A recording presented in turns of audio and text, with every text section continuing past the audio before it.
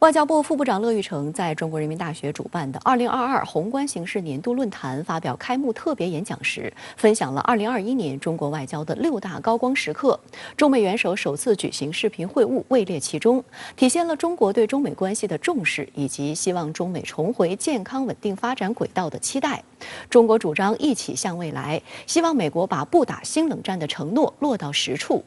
乐玉成还表示，中美应该放弃拳击赛，改比田径赛，通过做更好的自己来赢得比赛，赢得未来。在本次论坛上，乐玉成做开幕演讲，分享了2021年中国外交的6个高光时刻，其中就包括晚舟归航、孟晚舟降落深圳机场。值得注意的是，在演讲后的问答环节，记者的提问有点犀利直接。中美会爆发新冷战吗？中国想要重塑世界吗？台海会爆发战争吗？乐玉成的回答也很直率、坦诚，而且带着对世界，尤其是对美国的善意。从乐玉成的回答中，我感受到中国的外交是坚定发展自己，底线不容退让，但并不搞国强必霸的那套，而是坚持合作共赢。乐玉成强调，当前国际上造假现象太多，针对中国的谎言流毒太多，个别国家打着多边主义旗号搞集团政治，或是穿着民主的马甲当教师爷，到处招摇撞骗，炮制民主对抗威权的丑剧闹剧。个别国家散布政治病毒，借病毒溯源之名对中国抗疫进行各种无端指责，大肆炒作中国外交强硬论，甚至还给中国贴上胁迫外交的标签，指责中国破坏国际规则，试图推翻现行秩序，声称要维护所谓以规则为基础的国际秩序等等。所以我们中国外交有一个很大的任务，很重要的任务，就是打假消毒去伪存真。乐玉成继而提到，美方将中国定位为最严峻竞争对手，毫无底线打压中国，大肆干涉中国内政，侵害中国核心利益。面对这样的极限竞争，难道还指望中国无动于衷束手就擒，当任人宰割的羔羊？那是100多年前的帝国旧梦，该醒醒了。乐玉成指出，造成两国关系困难局面的症结在于美国奉行错误的对华政策、错误的对华认知、错误的时代观、世界观。拜登总统在联大讲台上信誓旦旦宣称不打新冷战，但看美国的行动显然没有做到。他们抱着冷战思维，使用冷战工具，拼凑冷战集团，实则就是变相打新冷战。中美应该像咱们奥运会的冬奥会的口号叫一起向未来，中美应该一起向未来，而不是穿越到再回到冷战时代。我们希望美方能够把拜登总统这个承诺不打新冷战这个承诺落到实处。乐玉成表示，中美之间在一些具体领域存在竞争，但不能用竞争来定义整个中美关系。与其说中美关系进入竞争时代，中方更主张将中美关系引向和平共处时代。中美不要打拳击赛，应该搞田径赛，通过做更好的自己来赢得比赛，赢得未来。周一，中国国家统计局公布2021年全年经济同比增长8.1%，引发全球舆论热议。美国《华尔街日报》指出，全球新冠疫情大流行接近2年，但中国连续第2年交出超过预期的经济增长成绩。而著名投资银行高盛集团预测，美国2021年 GDP 增幅为5.7%，这意味着中美经济总量差距进一步收窄至历史最小水平。此前，新加坡总理李显龙接受媒体采访时曾表示，美国经济虽然在全球仍排名第1，但第2名中国紧随其后，这是美国很难接受的。深圳卫视记者就这一问题向乐玉成提问，乐玉成表示，比起 GDP 是否超美，中国更看重的是思想观念和治理能力。超不超美国这个我们不感兴趣，这个也不是我们的追求。让14亿中国人民过上好日子，满足人民对美好生活的向往，这个才是中国共产党的奋斗目标。比起 GDP 什么超美这个问题我们更看重什么呢？看重在思想观念、理念、方针政策、治理能力以及对世界的贡献，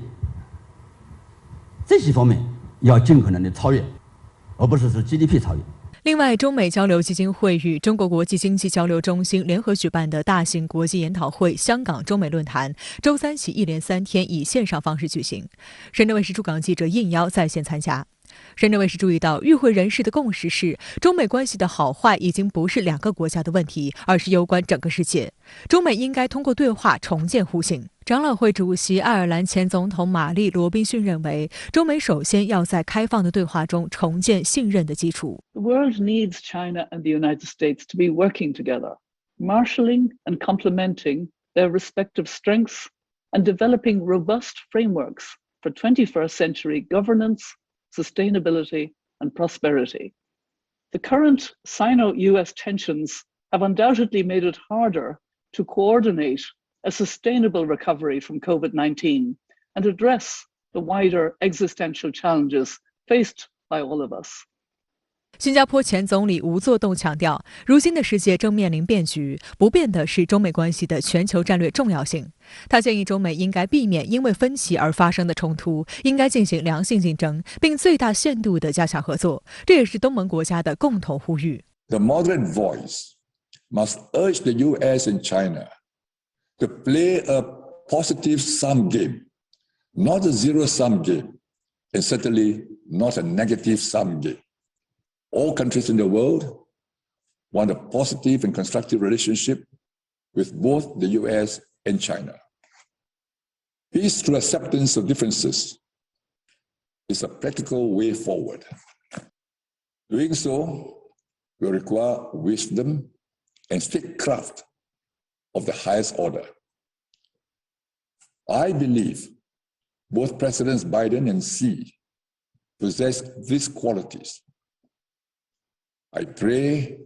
that they'll be able to build up strategic trust between their countries and peoples. 中国国务院前副总理、中国国际经济交流中心理事长曾培炎表示，当前中美在双边以及在全球的事务中间具有广泛的共同的利益，应该加强这些重点领域的合作，将合作的潜力转化为发展两国关系的动力，共同为世界提供更多的公共产品。我想互相尊重、和平共处、合作共赢即是中美两国的相处应该坚持的原则，也是对世界各国相处也具有重要的借鉴的意义。中美作为两个大国，应该有担当，做表率。据美国媒体披露，美海军俄亥俄级核潜艇内华达号已于上周六抵达关岛，这也是美军战略核潜艇6年来再次现身关岛。事实上，美军核潜艇停靠关岛并不少见，但美方很少如此高调公开相关信息。而俄亥俄级核潜艇作为美海军最强大的核武器之一，其行踪更是被视作最高机密。美方为何选在此时主动曝光，对外发出怎样的信号？来看看报道。据美国有线电视新闻网周一披露，美海军战略核潜艇内华达号已于上周六抵达关岛阿普拉港。关岛作为美军西太平洋作战体系的重要战略支点和联系本土与东亚的重要枢纽，主要包括阿普拉海军基地和安德森空军基地等。港内有码头近40座，水深10米，可同时停泊10艘以上的大型核潜艇，并能对战损舰艇进行维修。据悉，关岛基地配备有包括 B-52 战略轰炸机、洛杉矶级攻击核潜艇、弗吉尼亚级攻击核潜艇等在内的大批武器装备。实际上，美军基地遍布全球，各类型武器装备往来十分常见。但此次内华达号访问关岛仍受到外界关注，因为俄亥俄级潜艇专为战略核威慑而建造，是美军3位一体核打击力量中的重要一环，也是美国核打击力量中生存能力最强的一款。俄亥俄级核潜艇的单价约合人民币260亿元。美军目前拥有18艘俄亥俄级战略核潜艇，4艘被改装为巡航导弹核潜艇，其他的14艘则可以一次性携带30多枚大型弹道导弹，且可加装核弹头。据了解，内华达号于1986年服役，运行时间已经超过35年，其携带了20枚3x戟洲际弹道导弹和数十枚核弹头。美国媒体还报道称，该级潜艇最多可以搭载上百枚核弹头。美海军称，俄亥俄级核潜艇具有很强的续航能力，噪音极低，一般能在水下停留77天，然后返回港口接受大约1个月的维修和补给。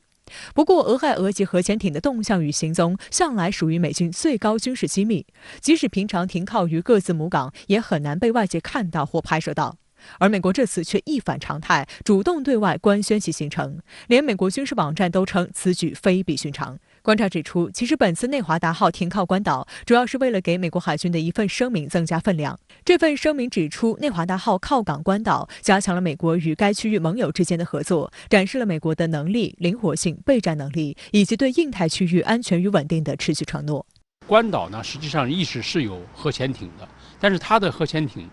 是攻击性核潜艇，就是它的15中队。但这一次呢，它是把这个俄亥俄战略导弹核潜艇停靠在这个地方，而且高调的宣布我觉得这是美国把它的战略导弹核潜艇前推的这样的一个重要的信号。它的俄亥俄级的战略导弹核潜艇，它所搭载的3叉戟这个导弹呢，可以达到12000公里。那么它前推以后，它可以对亚洲的腹地实施打击。美海军战略核潜艇上次高调到访关岛是在2016年，当时随着美国亚太再平衡战略的实施，美海军的大多数核潜艇已经部署到太平洋方向。当年10月31号，宾夕法尼亚号靠泊关岛，也是俄亥俄级。当时美国海军也发声明称要保护盟友。值得注意的是，美方还罕见地邀请日本和韩国代表上艇参观，以显示彼此稳固的盟友关系。而时间再往前推，美军向关岛派出战略核潜艇还是在1988年，当时冷战尚未结束。我觉得和前2次相比呢，确实这种形势发生了很大的变化，特别是1988年的那一次因为那个时候还是冷战时期，在那个阶段美国的战略重心是在欧洲，它的主要对手是苏联。那么它的战略导弹核潜艇停靠到这个关岛，它是一个相对来说孤立的偶然的这种事件那么2016年它已经开始战略重心东移了是在这个亚太再平衡这种战略之下，但是中美之间的竞争还没有那么强烈。实际上，去年10月8号，美国海军核潜艇康涅狄格号也曾靠泊关岛。此前，这艘潜艇在南海发生严重撞击事故，不过美方迄今仍未公布损失详情。但康涅狄格号在关岛短暂停留后就被拖回美国本土船厂维修，原因是关岛没有维修能力，可见损伤十分严重。有分析指出，美国这次派出内华达号停靠关岛，目的是为了挽回康涅狄格号在南海撞击受损的美国海军的面子，也变相宣布美国潜艇将重返南海。值得注意的是，核潜艇成为美国高调玩弄的一个所谓战略平衡玩具。去年9月，美国拉英国和澳大利亚组 AUKUS， 其核心就是向澳大利亚转移核潜艇技术，目的是间接地让澳大利亚承担更多在印太地区遏制中国的任务。此外，随着近年来美国政府推进亚太战略，关岛的军事地位日益受到重视，从此前的远征前进基地升级为前线基地。为进一步加强关岛的军力部署，美国还将5000名海军陆战队员从冲绳转移至关岛，将目前的7000人增至12000人。此外，美国海军陆战队还在关岛设立新基地，自1952年以来尚属首次。美国《华尔街日报》认为，若美国在太平洋地区卷入任何冲突，关岛都能发挥关键作用。美军潜艇驶离关岛海军基地后，可以迅速潜入深海，以躲避侦察。该岛还能成为轰炸机、潜艇和部队的一个主要集结点。我觉得这可能是它这个战略导弹核潜艇在关岛常态化停靠的开始，也就是说，未来它的战略导弹核潜艇会更多的在这个西太平洋这一带活动，但是这并不意味着它是无懈可击的如果对美国的这个核潜艇进行这个侦察和打击，特别是对它的战略导弹核潜艇那么目前的办法主要还是源头打击。就在近期，外界还传出美军可能有3艘航母齐聚西太平洋的消息。对此，有分析指出，就目前形势而言，美军未来应该会更多的在关岛秀肌肉，印太地区的紧张局势因此也明显加剧。就在本月5号至15号，美国、澳大利亚、加拿大、日本、印度和韩国在关岛安德森空军基地附近海域开展代号为海龙22的联合反潜演习，号称共同应对印太地区的所谓传统和非传统海上安全挑战。去年美国的国防部长奥斯汀就发布了这个叫一体化威慑这样的一个构想。那么这个呢，很可能成为目前包括未来几年美国的这个国防战略的一个重要的内容那么它的这个一体化威慑呢，就是要把军事这个同盟技术啊，包括创新结合到一起，然后产生更大的一种威慑的效果。相关话题来连线特约评论员孙兴杰。孙先生你好。外交部副部长乐玉成在回答深圳卫视记者提问时表示说，比起 GDP 超美，我们更看重让中国人民过上好日子。您有什么样的观察？随着中国经济的持续发展，尤其是成为世界第2大经济体之后，什么时候中国超过美国成为世界第1大经济体，就一直是国内外讨论的一个话题。GDP 是经济增长的一个指标，但是并不是全部，更不是一个国家或者社会追求的目标。乐玉成副部长的回应也算是在中美 GDP 热讨论的冷思考。19大报告中就提出，中国社会的基本矛盾是人民日益增长的美好生活的需要与不平衡、不充分的发展之间的矛盾。也就是说，满足人民的美好生活的需要才是中国发展的最终的目的。GDP 的增长和质量必须要服务于和服从于这一根本的战略目标和初心。即便中国 GDP 超过了美国，是不是就一定会满足人民过好日子的需要呢？要看到中国人口的体量是美国的好几倍，也要看到中国还处于社会主义发展的初级阶段。中国有10亿人没有坐过飞机，2亿多家庭没有抽水马桶，中国人获得大学本科以上教育的占比只有4%。可以说，经济发展的任务依然沉重。在前段时间召开的中央经济工作会议上，中央就强调要以经济建设为中心。在新的发展格局之下，实现经济高质量增长是让中国人民过上好日子的基础。外交政策也要服务于这一发展的大局。中美关系的本质还是在同一全球经济体系的大国关系。2021年，中美双边的贸易额创新高。中美之间的经济合作已经深入到民众的日常生活了。在疫情之下，各国的服务性的活动减少，商品消费在增长。中国生产和出口满足了美国人民消费的需求。中国提出中美关系要和平共处，反对以竞争来界定中美关系。中国提出要以人民为中心的发展，拜登政府要为美国的中产家庭服务。中美合作的最终目标都是为了让两国民众过上好日子。中美关系的复杂性和多元性已经超出了政府层面，但是中美关系的稳定和发展需要两国政府、两国外交部门进行卓有成效的沟通和交流，落实两国元首会晤达成的共识，搞好中美关系这道必答题。美国俄亥俄级核动力潜艇内华达号时隔6年再次现身关岛，您是如何看？我个人认为这是美国核动力潜艇的一次表演。为什么呢？如果是为了作战或者其他的军事目标，它完全没有必要公开露面，不要说被媒体得知，要进行侦查也存在难度。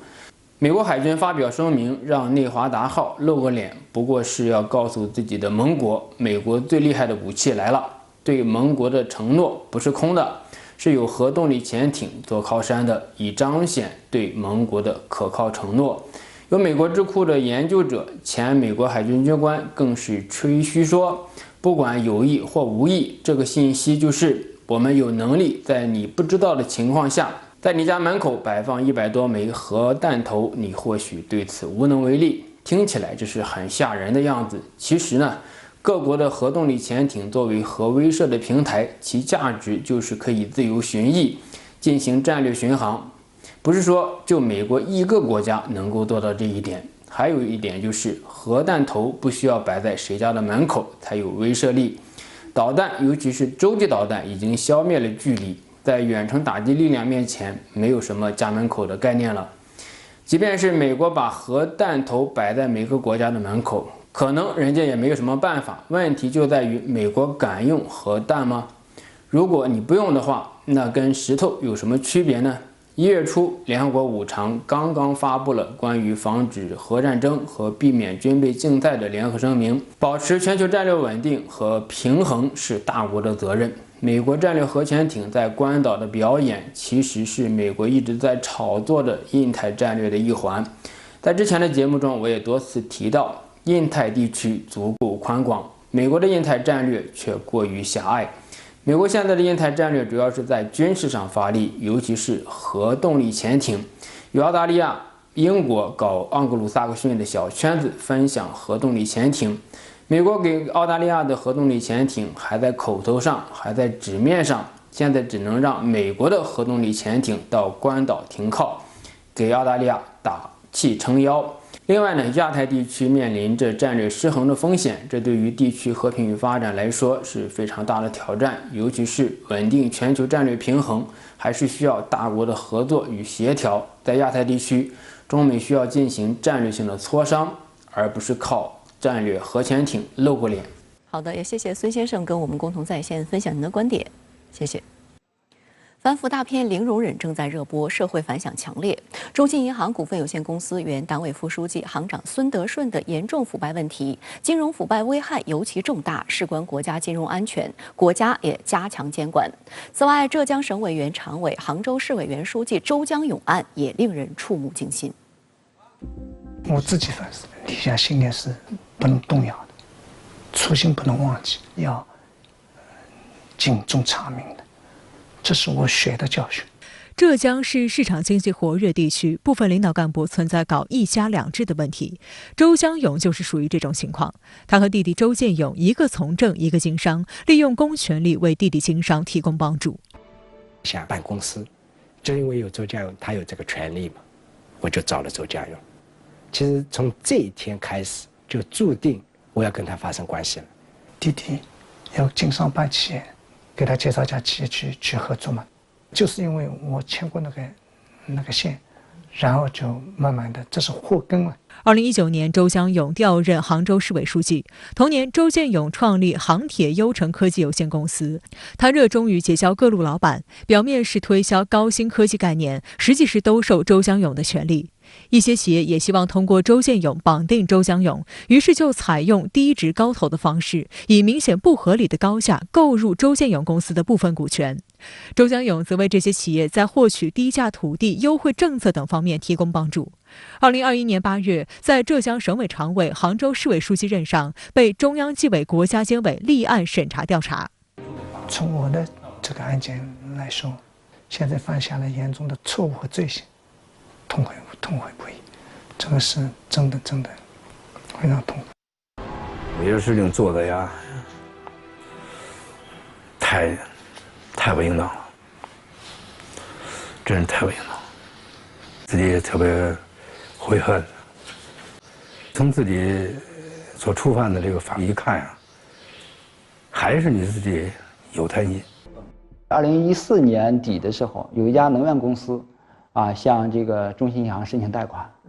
因为这家能源公司已经出现了债务危机，是一个高负债的企业，一般不会发放贷款的。但是在孙德顺的干预下，这笔这个40亿的贷款进行发放给企业，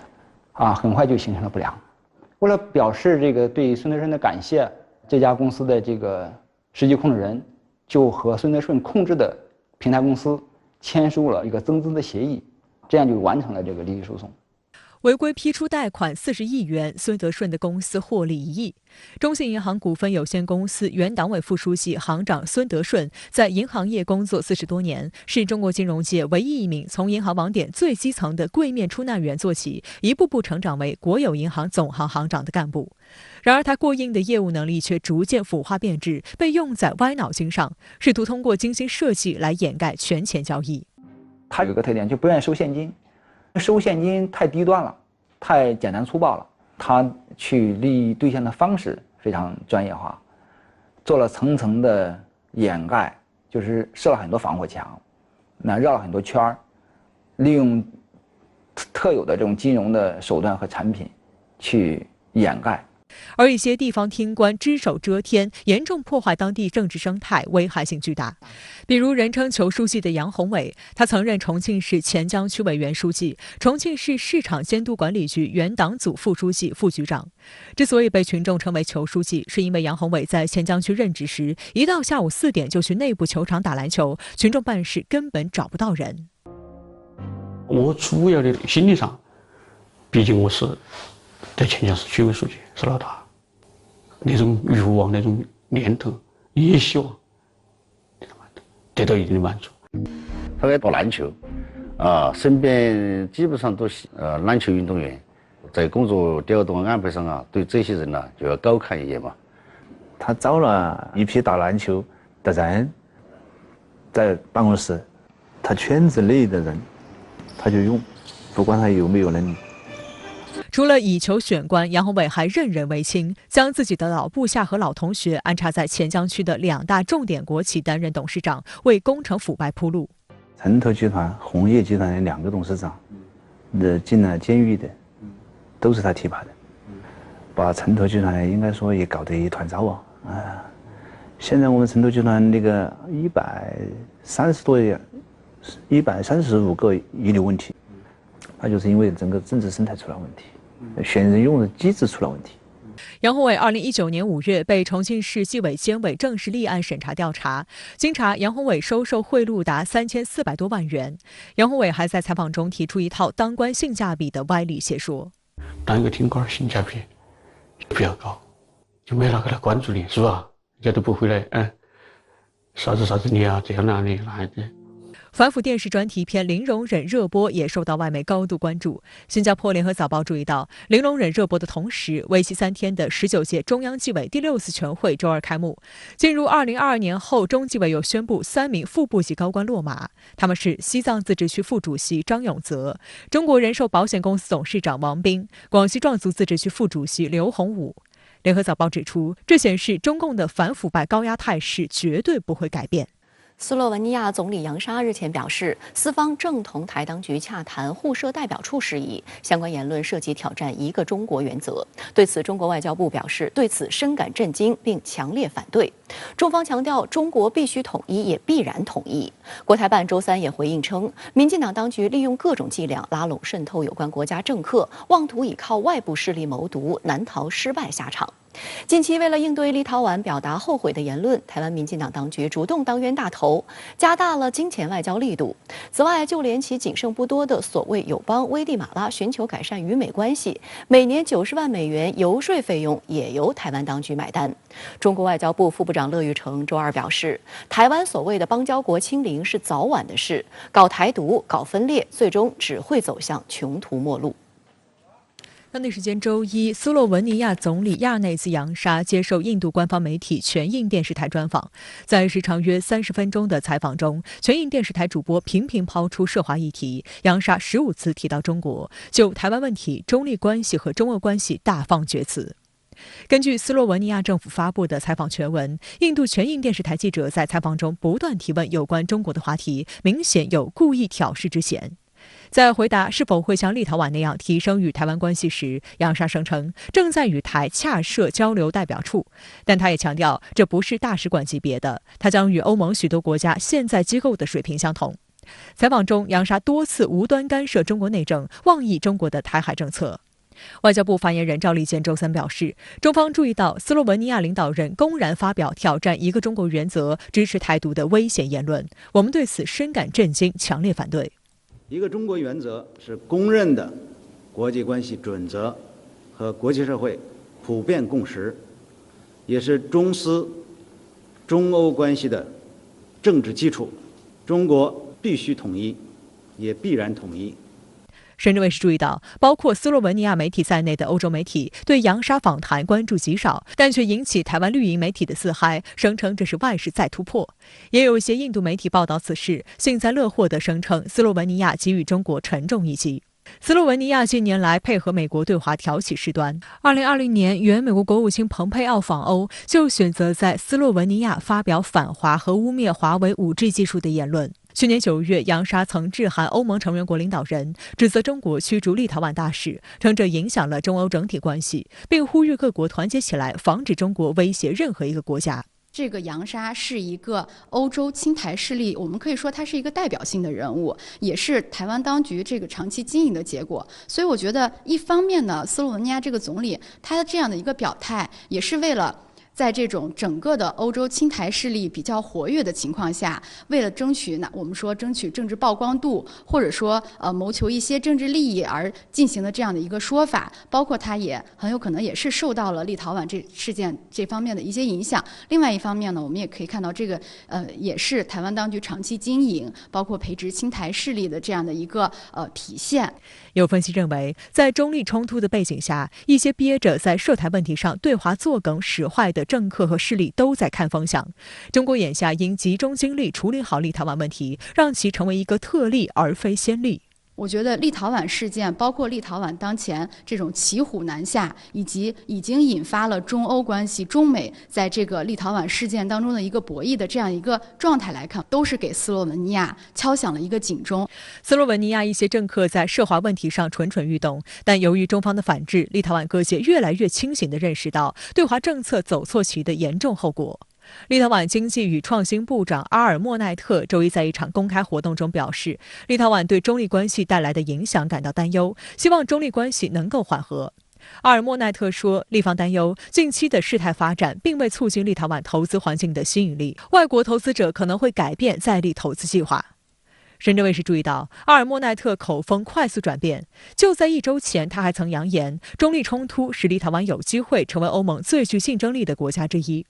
实际上，阿尔莫奈特也是随大流。连日来，受中立关系影响，包括阿尔莫奈特在内的立陶宛当局高层纷纷改口。立陶宛总统瑙塞达本月初也表示，立陶宛政府决定让台湾当局以台湾名义开设驻立台湾代表处是一个错误。立陶宛政府疯狂炒作对华议题，也导致多家本土企业苦不堪言。有立陶宛啤酒厂商疯狂暗示台湾消费者多买他们的啤酒。台湾媒体报道，立陶宛历史最悠久的啤酒厂沃夫斯去年秋天丧失所有中国大陆订单。总经理霍巴乔斯卡斯无奈声称，沃夫斯热爱自家产品和消费者，但爱必须是相互的。若来自台湾的爱更多，何不更投入于此？对此，有台湾网友自嘲说，全世界似乎发现一个共同秘密，只要喊爱台湾就有钱赚了。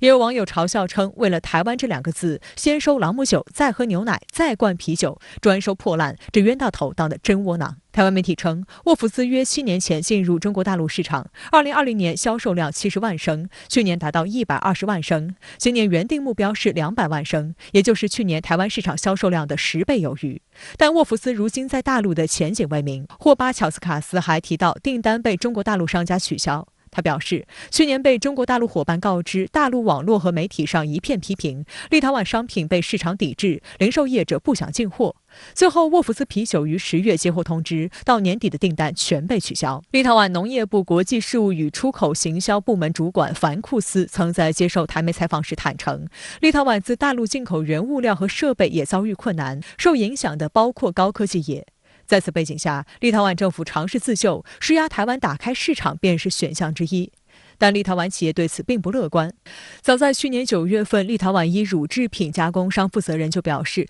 台湾地区在市场规模上根本无法与中国大陆相比。我们从经济体量上来看，无论是从台湾的这个经济体量，还是说台湾岛内的这个消费能力而言，它跟大陆根本就不是一个量级的。对于今后台湾当局继续以一种金钱的手段来进行拉拢和收买，其实这种是不长久的，也是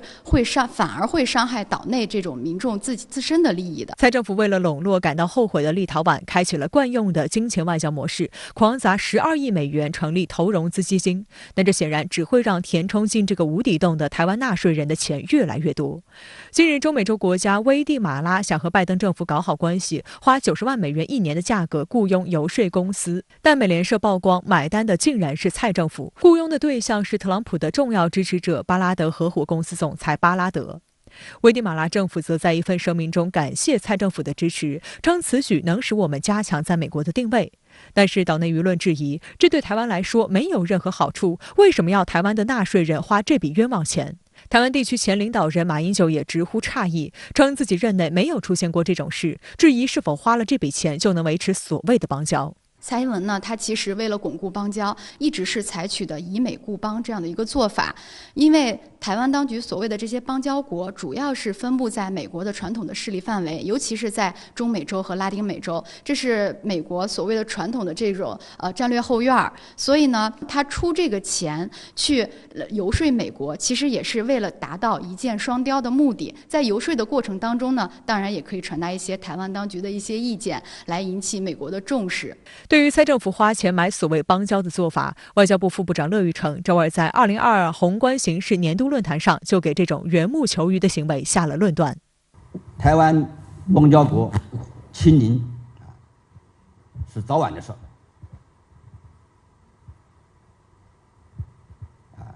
尼加拉瓜前不久和中国复交，这就是大势所趋，人心所向，代表国际正义和历史必然。所以搞台独、搞分裂，只会路越走越窄，最终走向穷途末路，成为孤家寡人。相关话题来连线特约评论员陈斌。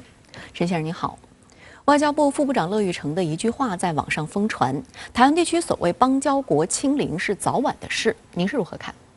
这句话呢，说出了一个现实，一种趋势，而且清零这个词呢特别形象，特别有力，所以呢成了网红语言，广泛的传播。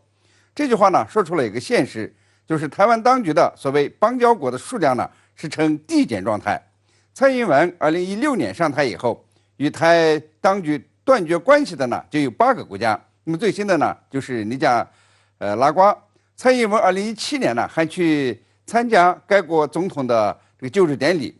现在呢与台湾有官方关系的只剩下14个国家，大都是拉美小国和太平洋岛国。欧洲呢就剩下一个国中国梵蒂冈了，也在这个与这个中国呢在讨论建交的事。出现这样的现象与中国实力的增强和影响力的扩大有很大的关系。世界上呢更多的国家比较准确地理解了一个中国原则，认识到了台湾是中国的一部分，所以呢向中国政府靠拢。他们呢也知道呀，台当局以外谋独的危害，知道搞台独搞分裂的民进党当局呢是越来越无路可走，所以呢回到国际社会公认的一中政策正道上。那么这句话呢还说出了一种趋势，就是中国呀实现国家统一的步率在加快，打击台独势力的力度和广度在加强，中国人民呢捍卫国家主权和领土完整的凝聚力在提升，国家完全统一呢是人心所向，大势所趋。现在啊，这个地球人都知道，中国实现国家统一不是会不会的问题，而是什么时间的问题。国家统一了，台湾的所谓邦交国呢也就不存在了，所以呢就有了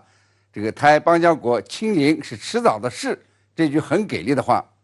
要说这句话蕴含的信号，我想呢就是中国呀实现国家统一的进程将会加快，统一的信念更加坚定。外媒揭露台湾出钱，危地马拉用来游说美国政府，您是如何来看待这件事儿呢？这是台湾金钱外事的又一个案例。比以往呢更可悲的是，台当局呢是扮演了一个买单者的角色，简直是太丢人、太没尊严了。危地马拉呢是台湾仅存的14个所谓邦交国之一，为搞好与美国的关系，雇请特朗普的支持者来游说，所花的90万美元费用呢就由台湾来承担。这种丢人现眼的事儿，连小马哥马英九都感到惊讶。不过呢，民进党当局的这个外事官员仍然大言不惭地说，这是互助互利，促进务实合作，也没有违反美国法律。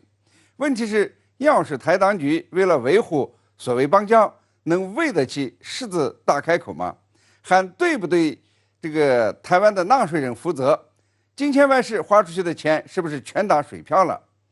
美国近期呢对危地马拉的态度呢是很恶劣的，抨击危地马拉呀这个政府无能腐败，这个破坏法治。那么台湾出的钱呢好像是没办成事。对台湾来说呢，这丢人现眼的事也敲响了警钟。你能够支付得起金钱外事的成本吗？台湾的所谓邦交国呀，据说呢都很关注台湾和立陶宛的金钱交易。立陶宛呢只有300万人口，很小，为了一个冠名权就花出去了12亿美金，还有其他呢没有公布的交易。那么，超过300万人以上的邦交国正呢以立陶宛为标杆来向台当局伸手要钱，要更多的钱。那么，台当局呢是该收手了，不能在金钱外事上无节制地走下去，否则呢会输得很惨。台湾同胞也不答应。好的，也谢谢陈先生跟我们共同在线分享您的观点，谢谢。在经过3轮会谈之后，俄罗斯与美西方在乌克兰问题上的分歧依然严重。周二，白宫指俄罗斯随时可能发动袭击，还透露国务卿布林肯周五将与俄罗斯外长拉夫罗夫举行面对面会晤，就此事进行再次协调沟通。英国、加拿大等多个西方国家也纷纷表示将在军事上支持乌克兰。俄军方则与白俄罗斯军方于周二宣布，两国将于下个月举行代号为“盟军决心”的联合军演，演练击退外部敌人的攻击。在与俄罗斯的3轮会谈都没有取得成果之后，美方加大就乌克兰局势向俄罗斯进行舆论施压的力度。路透社报道称，美国国务院一名官员周二声称，美国不要冲突，要的是和平。但这种说法完全不谈北约拒绝承诺不让乌克兰加入给俄罗斯带来的安全压力是导致近期局势升温的重要原因。美方还再次完全把责任推给普京，称决定权在普京总统，他可以采取行动让局势降温，这将有利于美国和俄罗斯建立一种非敌对或围绕危机的关系。此前有美国议员声称要制裁普京，但俄方强调制裁元首等于断交。周二，白宫表示，美国提高了对俄罗斯可能对乌克兰发动攻势的威胁评估。Our view is this is an extremely dangerous situation. We're now at a stage where Russia could at any point launch an attack in Ukraine. And what Secretary Blinken is going to go do is highlight very clearly there is a diplomatic path forward. It is the choice of President Putin and the Russians to make whether they are going to suffer severe economic consequences or not. 俄罗斯外长拉夫罗夫则敦促美国国务卿不要重复俄罗斯即将入侵乌克兰的臆测。白宫发言人普萨基透露，布林肯将展开系列外交行动，以求缓解乌克兰局势，包括周三将与乌克兰总统泽连斯基及外长库列巴见面。之后，他将到柏林出席跨大西洋4方安全对话会议。该组织成员包括美国、英国、法国和德国。之后，布林肯将于周五到日内瓦会见俄罗斯外长拉夫罗夫。对于这场关键的美俄外长面对面会谈，美国国务院网站发布声明称，布林肯周二与俄罗斯外长拉夫罗夫已经进行了准备性通话，提前进行沟通。观察指出，这显示俄美双方都希望这次的面对面会谈能取得某些进展，而不是像上次那样只是双方各自宣读立场性文件。但布林肯再次重申团结北约盟友及包括乌克兰在内的欧洲伙伴的政策，这意味着僵局仍难以化解。布林肯讲的这句话里面有一句是很有意思的，就是继续通过外交途径来解决。那所谓外交途径呢，本质上讲就是一个讨价还价的问题。俄罗斯外交部周二重申，美方应当尽快通过书面形式对俄罗斯提出的安保条约和协议草案给出具体的回应和说明。俄方此前提出，美国和北约保证排除北约的任何进一步扩张，并减少北约在巴尔干或1999年以来陆续参加北约的中欧国家的军事存在，但在此前3轮谈判中都遭到拒绝。北约国家也继续对俄加强军事和政治施压。英国国防大臣本·华莱士周二透露，英国周一向乌克兰运送了防御性武器和军事训练人员。素来与俄方保持不错关系的德国态度也趋于强硬。德国总理舒尔茨周二也表示，如果俄罗斯进攻乌克兰，德国准备讨论停止北溪2号管道工程。北溪2号是从俄罗斯经波罗的海向德国输送天然气的管道，可绕过乌克兰，把俄罗斯天然气输送到德国及欧洲其他国家。据估计，每年可以运送550亿立方米天然气，可以缓解欧洲的能源危机，也将大大增强德国在欧洲政治版图的话语权。但在美国的强力政治干预下，德国政府迄今仍未对这一已竣工项目发放许可证。然后老欧洲跟这是传统的美国盟国呢，跟美国的立场也不一样。因此呢，在这样一个错综复杂的西方内部关系当中，美国在急于的协调立场，尽可能拿出一致的立场，共同对俄。这个是目前美国在欧洲政治疆界重新划分的这个矛盾突起的时候呢，它不仅在布子，而且是在谋局。面对西方国家的军事行动，俄罗斯也不示弱。俄国防部周二发放视频，显示俄西部军区的坦克在列宁格勒进行作战训练。当天，俄军方还与白俄罗斯军方宣布，两国将于下个月举行代号为“盟军决心”的联合军演，演练击退外部敌人的攻击。这场军演将在白俄罗斯靠近北约成员国波兰和立陶宛的西部边境地区，以及与乌克兰接壤的南翼地区举行。白俄罗斯总统卢卡申科表示，这次演习只是一次正常演习。他表示，俄白两国提前预报这场演习，就是为了防止西方因为军队的突然集结而渲染是为了开战做准备。俄罗斯国防部副部长亚历山大·福民表示，这次演习是防御性的，目的是击退外部侵略和打击恐怖主义，保护俄罗斯和白俄罗斯的利益。路透社指出，俄罗斯一直将白俄罗斯视为与西方之间的缓冲国，两国也在2020年白俄罗斯爆发大规模抗议以及受西方制裁时加强了关系。